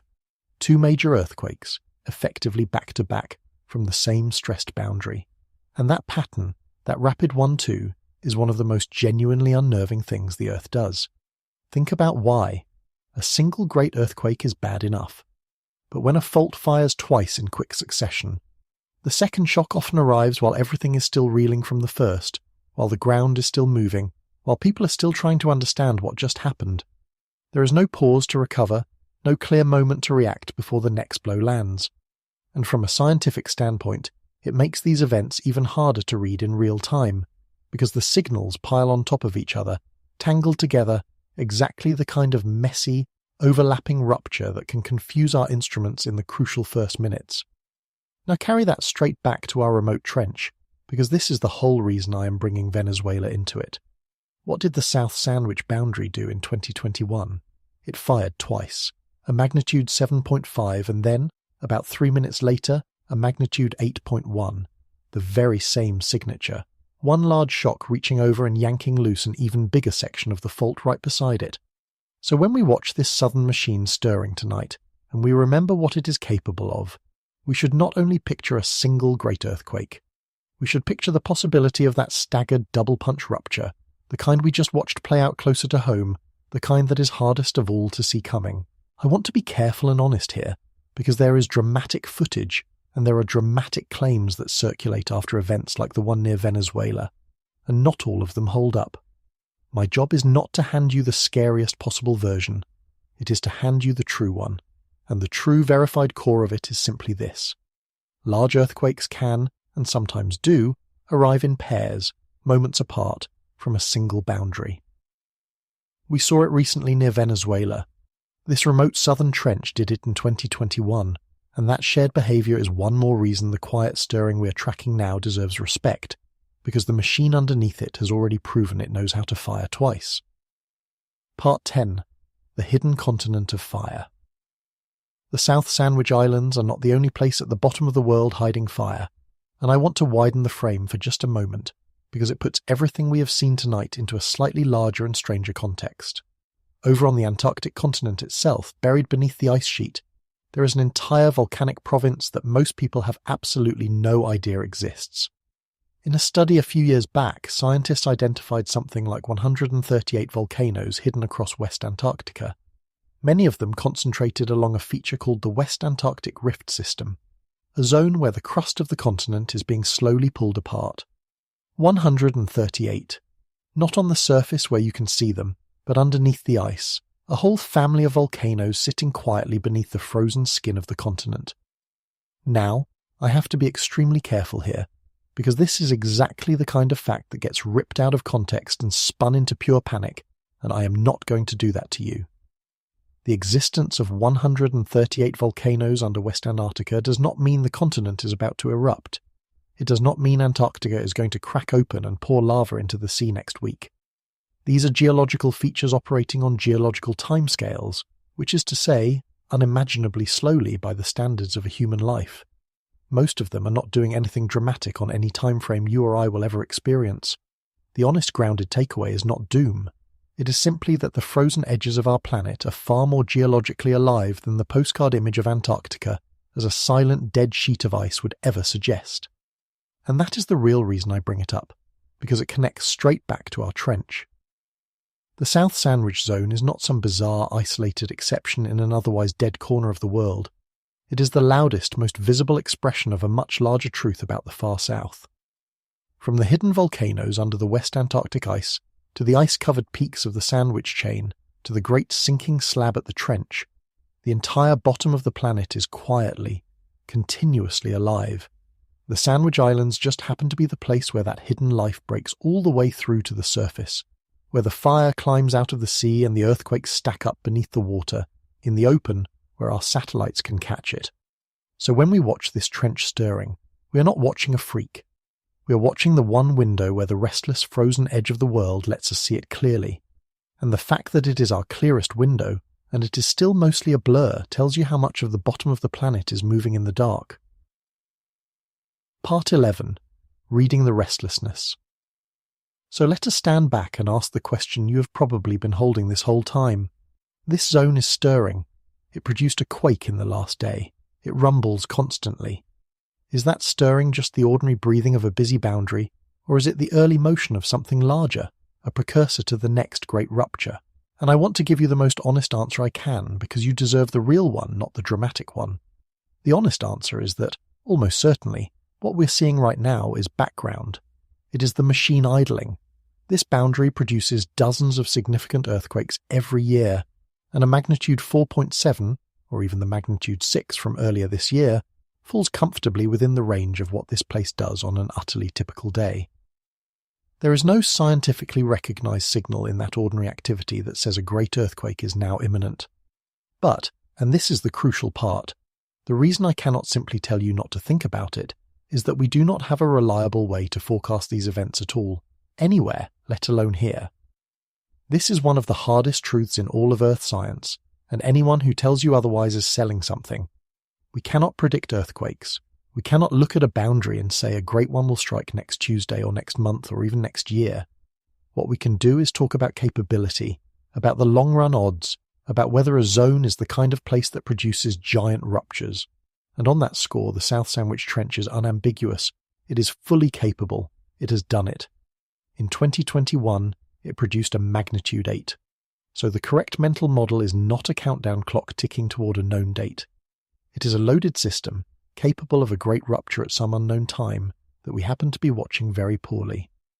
I want to draw a sharp line between two ideas that get blurred together constantly, because keeping them separate is the whole difference between understanding this place and being frightened by it. The first idea is capable eventually. That is true. This zone will at some point likely produce another great earthquake, because that is what boundaries like this do over long spans of time. The second idea is imminent. That is not supported by anything we can currently see. There is no evidence that a giant rupture is about to happen here in the near future, and the gap between those two ideas, eventually and imminent, is enormous. It is the difference between knowing a volcano is active and claiming it will erupt tomorrow. When you hold on to that distinction, the stirring stops being a source of dread and becomes something more useful, a reminder to pay attention to a place we have been ignoring. So let us say the machine did fully wake again, at some point, the way it did in 2021. What would that actually mean? Here is where the honest picture is genuinely reassuring in one direction and genuinely sobering in another.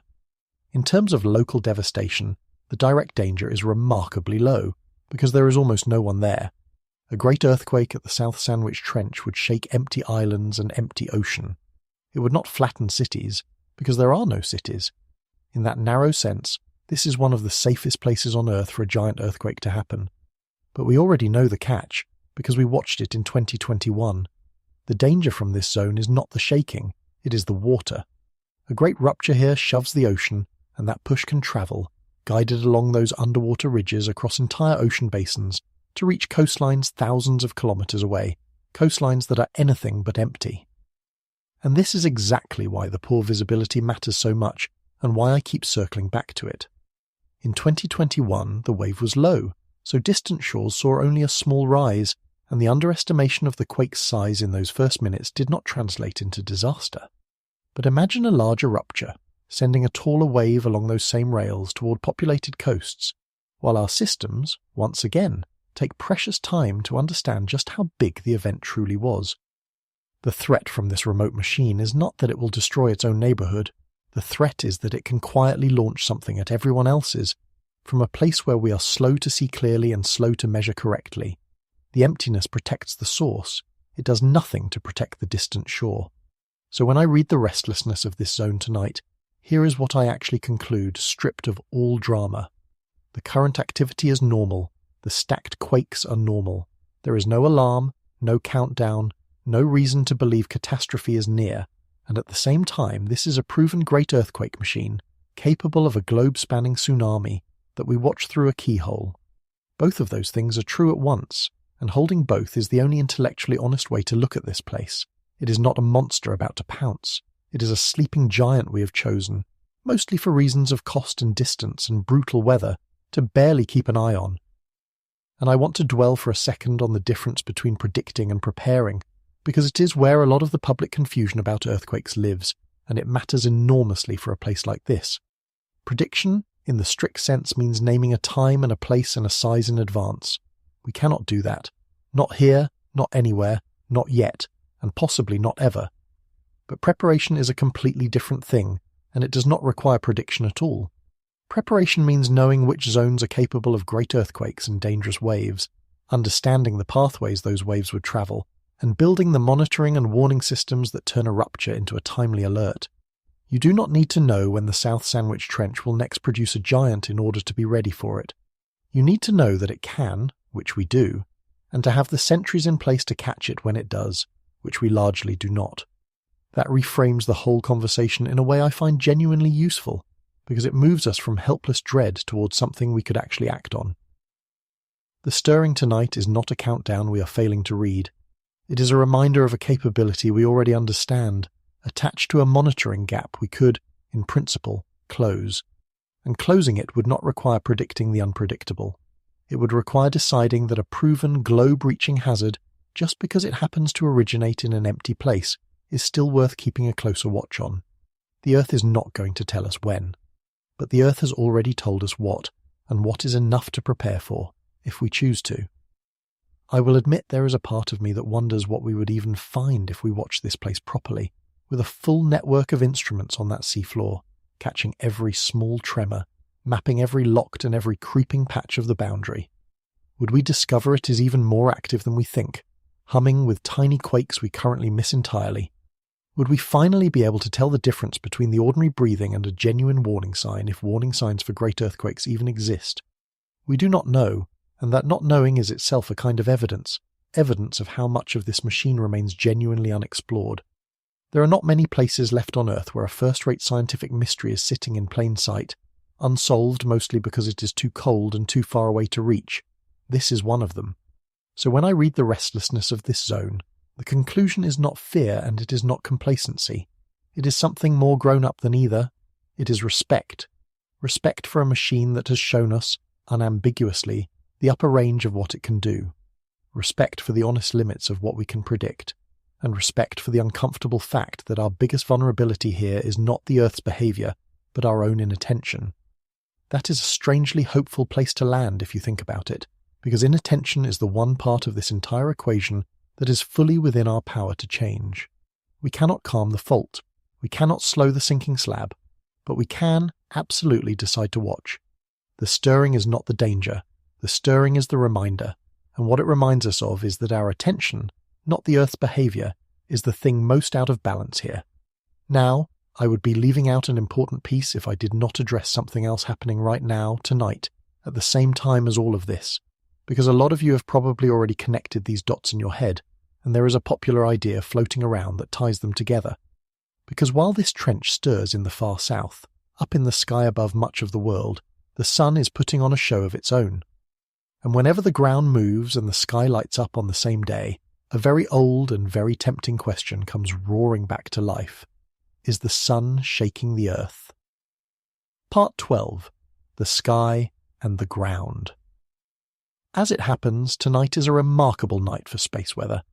A strong geomagnetic storm, the kind forecasters rank a G3, swept over the planet in the early hours, driven by material hurled off the sun days earlier. It pushed the northern lights unusually far south, far enough that people well down into the United States had a chance to see the sky glowing on the 4th of July. So here we are, with the ground stirring at the bottom of the world and the sky lighting up over the top of it on the same day. And I know exactly what that pairing does, because it is one of the most persistent questions we get, and it is one I keep coming back to. Could the storm on the sun and the stirring in the earth be connected? Could solar activity be triggering earthquakes? I love this question, honestly, because it comes from exactly the right instinct, the instinct to look for hidden connections between things that seem separate. That instinct is the best part of curiosity.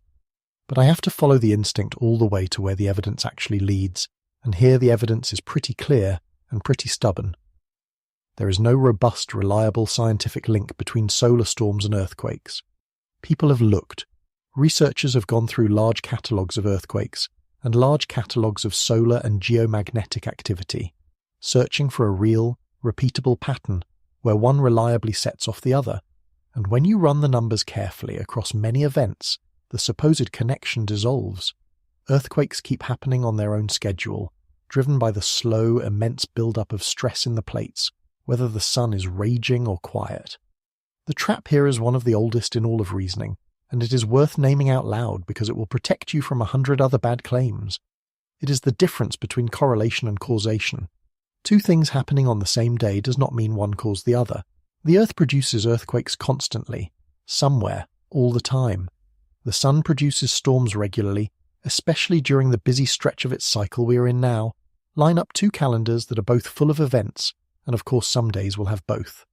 That overlap is not a secret signal, it is just arithmetic. If you go looking for a day with a solar storm and an earthquake, you will always find one, precisely because both are so common. That is not the universe whispering to you. That is coincidence wearing a costume. So let me connect this straight back to where our attention belongs tonight. The sky lighting up over America and the trench stirring in the far south are not two ends of one hidden chain. They are two separate systems, running on two completely different engines that happen to share a date on the calendar. The real connection that matters for our story is not between the sun and the seafloor. It is underground, between the sinking slab and the stress it loads onto that remote boundary, the same physical machine we have been tracking all night. That is where the genuine cause and effect lives, not 93 million miles away, but 100 miles beneath the South Sandwich Trench, where the actual force that moves this fault is patiently, relentlessly building. The sun is a spectacular distraction tonight. The ground has its own reasons. Part 13. What we're really afraid of. I want to spend a few minutes separating two very different kinds of fear, because this entire story lives or dies on getting that separation right. There is a fake fear attached to this place, and there is a real one, and they look similar from a distance, but they could not be more different up close. The fake fear goes something like this. Antarctica is waking up. The bottom of the world is about to crack open. The ice is going to shatter. The volcanoes are going to erupt all at once. The continent is going to tear apart and the whole planet will feel it. You will find versions of that everywhere, and every time this remote zone so much as twitches, someone will dress it up in that costume. And I need to tell you plainly, that version is not real. It is not supported by anything we actually know. The activity here, as we have said again and again, is normal for this boundary. The hidden volcanoes under the ice move on timescales beyond a human life. There is no scientific case that the far south is about to violently come apart. If that is the fear you walked in with, you can set it down. It is a phantom. But here is the thing, and this is why I could not just tell you to relax and move on. When you clear away that phantom fear, you do not find that there is nothing to be concerned about. You find a different concern underneath, a quieter one, a more real one, and honestly a more interesting one. The real fear is not that this zone will destroy itself in some dramatic continent-shattering apocalypse. The real fear is far more subtle. It is that this proven great earthquake machine sitting in one of our biggest blind spots can one day launch a wave at coastlines an ocean away, and that we will be slow to see it and slow to measure it, exactly as we were in 2021. The danger is not loud and local, it is quiet and global, and quiet, global, slow to recognise hazards are precisely the kind that slip past our defences, because they do not fit the dramatic picture we're all watching for. History is quietly full of moments where a wave arrived somewhere no one thought to fear it, from a source too far away to seem relevant. That is the recurring shape of the tsunami threat, the danger that comes from over the horizon, from an event people either never felt or never connected to their own shoreline. The water does not care whether you are watching the right patch of ocean. It simply arrives, carrying the energy of a rupture that happened hours earlier and thousands of kilometres away. And the 2021 event, quiet as it was, fit that shape exactly. It touched 4 oceans from a place that, to almost everyone, may as well not exist. So picture the human version of the real risk, stripped of any exaggeration. Somewhere on a populated coast, on an ordinary afternoon, the water begins to behave strangely, pulling back or surging in, with no local earthquake felt, no obvious cause, because the cause was a rupture near Antarctica that no one nearby ever heard about. That is the scenario the science is actually pointing at. Not a continent shattering, not the end of the world. Just a modest, unexpected surge on a distant beach, arriving from a direction no one was watching, from a machine we chose not to keep our eyes on. Most of the time, that surge would be small, more a curiosity than a catastrophe. But the size of it depends entirely on the size of the rupture, and that is the one number this zone has proven it can keep hidden until it is nearly too late to matter. I keep landing on the same word, and I'm going to say it plainly one more time because it is the honest core of this whole story. Attention. The thing that is out of balance here is not the Earth. The Earth is doing exactly what it has always done, grinding and stirring and occasionally letting go on its own indifferent schedule. What is out of balance is us, and specifically where we are choosing to look. We have built a civilization that can watch almost anything it decides to watch, and we have decided, understandably but not without cost, to barely watch one of the most powerful machines on the planet. That is a choice. And unlike an earthquake, a choice is something we could actually change. Let me make that concrete because it is the whole point. Picture the two ends of this. At one end, the source, you have some of the emptiest ocean on the planet.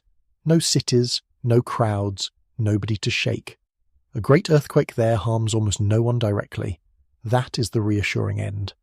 But at the other end, thousands of kilometres away, along those underwater ridges that guide the wave, you have populated coastlines, real harbours, real beaches, real people, in places that would never think to connect their safety to a trench near Antarctica that they have never heard of. That is the exposed end. And the strange, unsettling geometry of this hazard is that the harm is completely disconnected from the source. The place that generates the danger is empty. The places that could receive it are full and unaware and far enough away that the threat feels absurd right up until the water arrives. And I keep coming back to the blindness, because it is the multiplier on all of this. If we watch this zone the way we watch Japan, with a wall of sensors feeding real-time systems, then even a great rupture here would be caught quickly, sized correctly, and turned into fast, confident warnings for those distant shores. The remoteness would be a manageable problem. But we do not watch it that way. We watch it from orbit and from thousands of kilometres off, and we have already seen, once, that this fault can move in a form that fools our fast tools in the opening minutes. So the real fear is not seismic, and it is not volcanic. It is informational. It is the gap between what this machine can do and how quickly we would understand that it had done it. That gap is the hazard, not the ice, not some fantasy of a continent exploding, the gap in our attention. Now, I have promised you honesty all night, so let me be honest about the size of even the real fear, because I do not want to trade a big phantom for a smaller phantom. The odds of a great tsunami-generating rupture here on any given night are low. This is not likely to happen soon.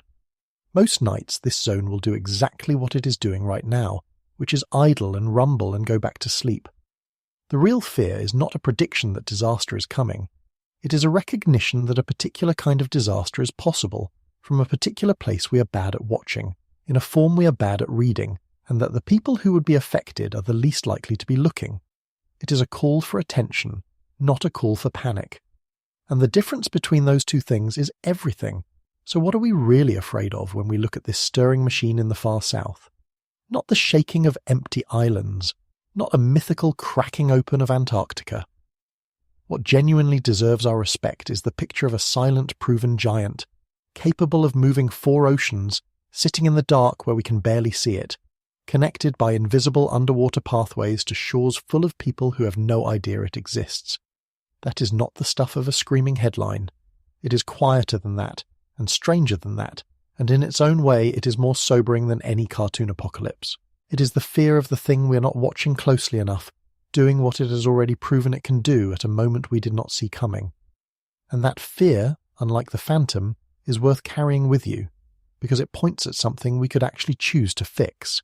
We could choose to watch. Part 14. The Edge That Watches Back. Let us go back to where we began, to that single small tremor from the last 24 hours, that magnitude 4.7 from the bottom of the world. When I started tonight, that number probably meant nothing to you. Now I hope it means something very different, because you know now that it came from one of the most violent and least watched machines on the entire planet. You know it came from a place where an entire plate is diving into the earth, where new seafloor is being born only a few hundred kilometers away, where the lowest point in the Atlantic hides in the dark, where volcanoes wear ice, and one of them holds a rare and living lake of fire. You know it came from the same boundary that, in 2021, fired twice in 3 minutes, produced a great earthquake we underestimated as it happened, and pushed a wave across 4 oceans. That little 4.7 is not a small thing anymore. It is the whisper of a giant. And I think the reason this place has held me all night, the reason I wanted to take you all the way down here into the cold, is the peculiar way it reveals itself to us. It does not let us watch it steadily, the way we watch other dangerous things. It shows itself only in flashes. A heat signature caught by a satellite passing overhead, hinting at a molten lake we cannot stand beside. A wave quietly registering on tide gauges an ocean away, the only real evidence that the seafloor lurched. A stack of quakes appearing on a map, from 6 miles down to more than 100 miles beneath the trench, and then silence again. This machine surfaces for a heartbeat, tells us something, and then disappears back under the ice and the ocean and the dark. We're not really watching it. We're catching glances of it, and stitching those glances into a story, and hoping the story is complete enough to matter when it counts.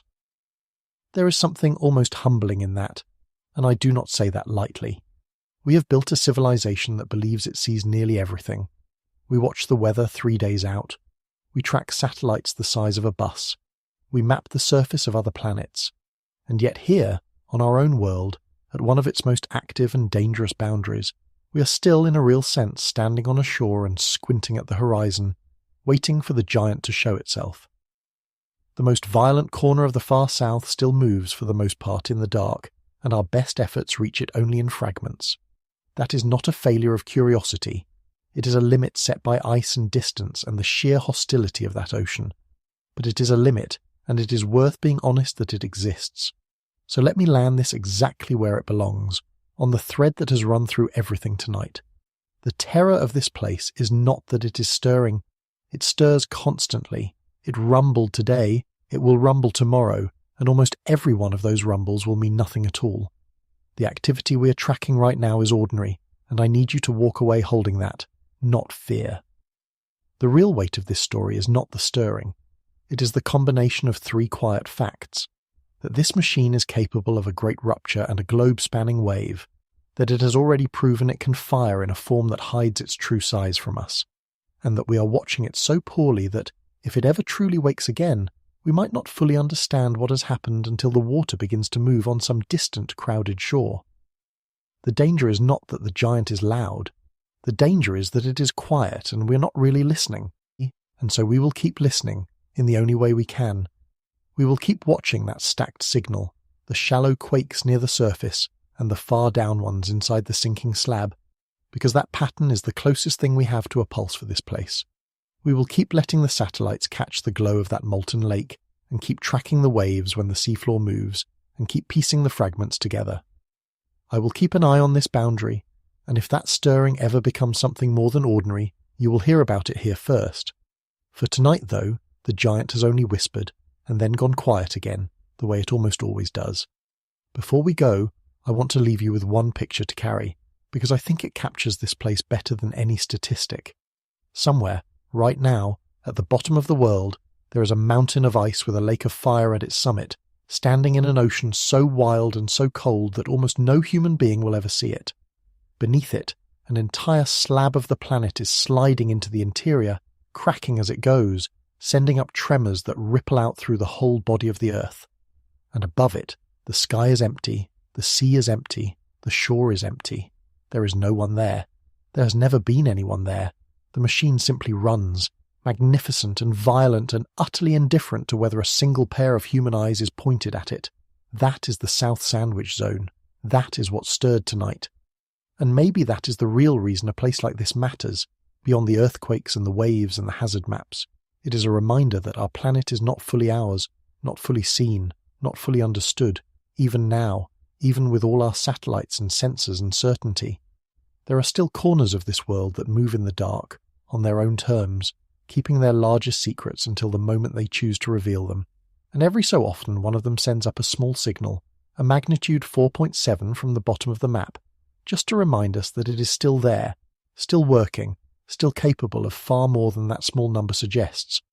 We would be wise to treat those signals not as noise to be ignored, but as a knock on the wall from a room we have not bothered to open. So I will keep my ear to that wall, and I will keep watching the depth of these quakes, the shallow ones and the far down ones, because that stacked signal is the closest thing this place gives us to a living sign of what it is doing.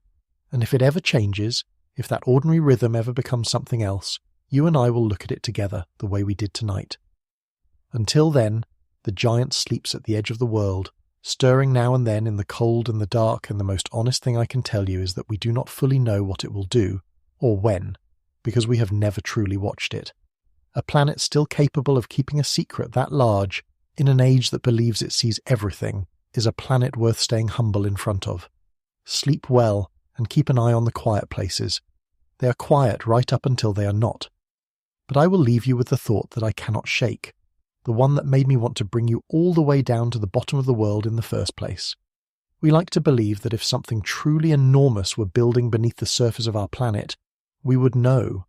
We would feel the ground gathering itself. We would see it coming. And for a lot of the Earth, that comforting belief is more or less earned. But not everywhere. Because there is a place at the frozen edge of the Atlantic where a giant sleeps and occasionally stirs, where the seafloor is quietly swallowed and the fire burns under ice, and where almost no one is watching at all. And the most unsettling truth about that place is not what it might do. It is that, when it finally decides to do it, the edge of the world may move long before any of us are ready to look.